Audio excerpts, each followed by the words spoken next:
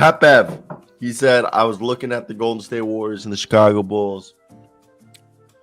And I almost said Chicago way again. I had to stop myself. But the Chicago Bulls and the Golden State Warriors, and he's looking at the conferences, and he was like, he's like, the East is kind of weak right now. So he thought I'd make a playoff push with the Chicago Bulls.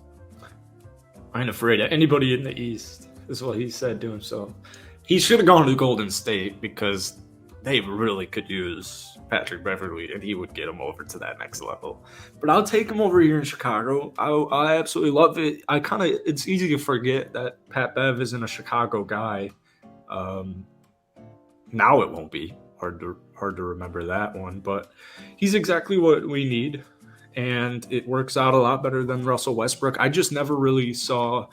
I guess I never put the pieces together. I never really quite thought Patrick Beverley was going to be a Chicago Bull. I didn't think we'd get either of them. So he's exactly what we need, and I'm excited. I honestly did expect them to pivot to Pat Bev. Well, once it happened, yeah, but it didn't happen like 1 hour later after Russ got signed. He was like, hey, I'm just surprised that the Bulls chose Pat Bev over John Wall.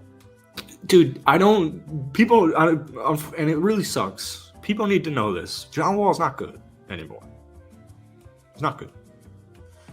I don't know who else needs to hear that.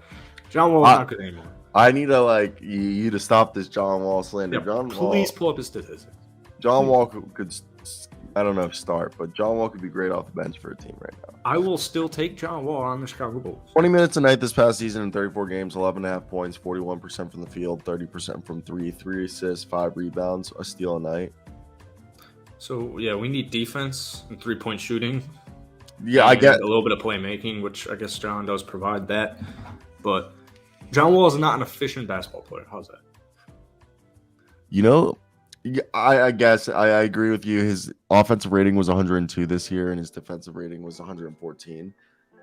So first off, he's not a terrible defender. He's like a little bit below league average, but also he was on like the Clippers when they weren't necessarily like surging. He's averaging he's averaging 2 steals a night and a block. John Wall? Yeah, 2 steals a night. No, that is not. And a block in 20 minutes, John Wall? Well, let me make sure. Way. I just looked at his per 100 possessions. Okay. He's averaging. Those are crazy stats. He's not even averaging a steal per game. He's averaging a steal game, basically. No, he's not. 0.8 is 80 is a steal. Round up, baby. About a steal game. No, you round up to the nearest decimal point, not a whole. Yeah, he's about a steal game. John 80 Wall is a lot different than 100, though, is what I'm saying. Watch John Wall go B- and an A+ are. Watch John Wall go to the Miami Heat or John Wall go to the Washington Wizards and make everyone regret doubting John Wall. Well, the Bulls. Look, I'm rooting for Wash. Pat Bev. I'm rooting for Wash too, but we can agree Pat Bev was the better fit for Chicago. You said it. They needed 3-point shooting and defense, and just like a leader and an intense. Just like a guy who Tish said it better. Pat Bev can actually play off ball. John Wall doesn't play well off ball. I think that's a big other thing. Because Lavin's gonna have the ball in his hands. Yeah, and Pat Bev has shown that he can play off ball. Like you said, they need the leadership. It was a better story. Pat Bev was the better fit. I still think John Wall currently is the better player, but Pat Bev was the better. Fat disagree there. Really, you think John Wall versus Pat Bev right now 1-on-1? But those are completely 1-on-1 is a completely different thing, and I still would take Pat Bev, by the way. But those are really 1-on-1 and 5-on-5 are completely different things. All right, what's a better team, the Washington Wizards with Patrick Beverley or the Washington Wizards with John Wall? It's a good question. Because I think John Wall, those two players. Go Bev. I know Bev didn't start great, so his stats probably are still measly. But I mean, here's my take: the Minnesota Timberwolves don't make the playoffs without Pat Bev last year. So he's like a point guard version of Draymond Green, where it's hard to really look at statistics with Pat Bev. Tish is saying Wiz with Pat Bev. I think sir. I think John Wall. He can still be who he used to be, but you got to use him in spurts. Like 20, 22 minutes is like what you got. I don't know, man. Maybe I'm biased. Like I love John Wall like so much. Yeah. I still think he has it.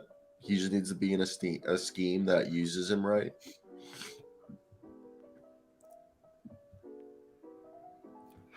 Teach their own, man. Nice.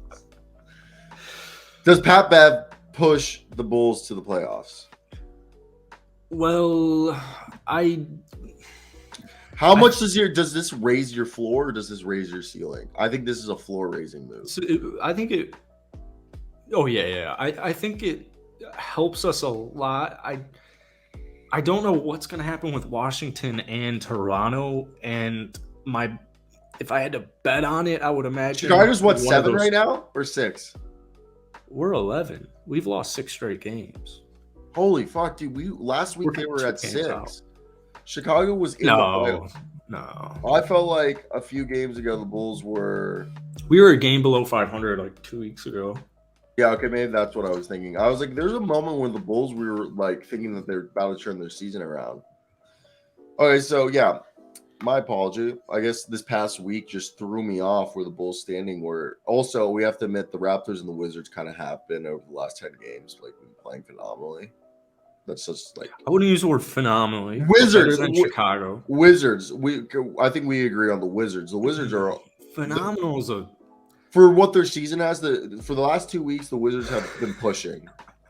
You can't deny it. Washington's been banged up for months, it feels like, and they're finally healthy. Now they're back, yeah. And they're like, and that way it goes back to your saying. The Bulls are the 11th seed, okay, and obviously I think they're better than Pacers, Magic, Hornets, Pistons, but I think you bring up a point like the Raptors, Wizards, Hawks, because like I think that the Bulls are right below. The Hawks will be fine. Yeah, but what I'm saying is, I think are you trying one to beat of Washington or Toronto can falter. I think it's Toronto. I see Washington starting to click. Maybe that's me being a biased Wizards fan, but I'm gonna go off history here. Shut up. But history doesn't repeat itself, but it often rhymes. So I wouldn't be surprised if Washington. I mean, Chicago's got to figure it out. You can't go on 6-game losing streaks. They got to really play good in these last 20 or so games. Does Chicago have its pick this year? No, I believe it. San Antonio. It's what is it? Top 4, top 6. It's got protection on it, I believe.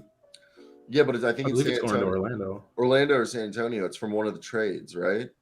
I think it's from the Wendell trade. So I think the Bulls make the playoffs because the Raptors own their pick this year, and I think the Raptors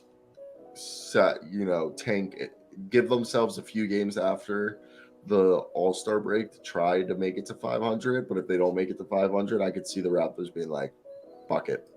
The bad news is we have not had any update on OG Anunoby, which wasn't supposed to be this serious of an injury. That's what I'm saying. Like, I could see the Raptors because the Wizards have more of a reason to make a playoff push because they need to show Kristaps and Kyle Kuzma progress, like for the team, that this team works somewhat. While the Raptors, they could call this a wash year and get another high draft pick, while the Bulls can't risk having a high draft pick. I mean, we're talking about moving one spot. Yeah. 2 spots, maybe. Yeah, but you're telling me you wouldn't mind Bulls versus Wizards? No, I'd love the Bulls to make the playoffs. I'm just saying I don't think Toronto, if they were thrown in the towel and looking for a quick retool, they would have traded somebody not named Ken Burch. I mean, they did that. They retooled a few seasons ago when they got Scotty Barnes, and the only person they traded was Norman Powell. That was a pretty big move, but you get what I'm saying. They kept the core, and they just rested everyone. I just don't know. I don't think we're quite at that level yet, but I just don't know if Pat Bev gets you past to out of the play-in, which I don't even think it's possible to get out of the play-in at this point. It's definitely going to be a tough climb. I don't want to play the Miami Heat. I feel a little bit better with the Hawks, but I definitely do not want to play the Miami Heat. But what is if it were to end right now, we'd have to beat Atlanta in Washington, and I think that's possible. Unlikely, but possible. This is a move where it's like, why not? Why is it to me that I feel like it's easier for the Bulls to beat Atlanta than it would be to beat Washington? Probably because they're Wizards. Yeah, but I just think the top players on the – I would take Beal, Kuzma, and Kristaps over Murray and Trae Young. The issue with the Washington Wizards, as it has been all year and for the last 5 years, is okay. Yeah, they're healthy right now. How long is that going to last? No, I know, but who do you think, a healthy Bulls versus the Wizards or a healthy Bulls versus the Hawks? Well, you're going to have to get through both. I know, but which one would you say is easier to beat? I would say it's the Hawks. I'm going to go Washington, but